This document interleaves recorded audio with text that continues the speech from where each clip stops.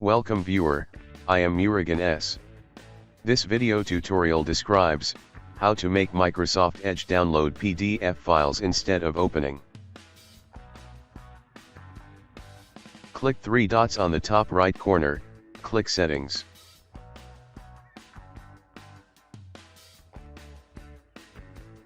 Click Cookies and Site Permissions.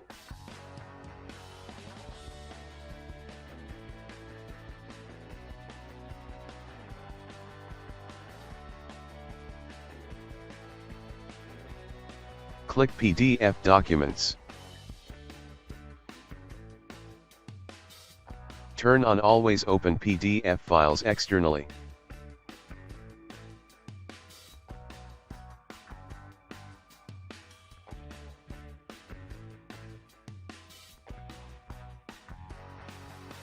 I hope this video tutorial helps to you.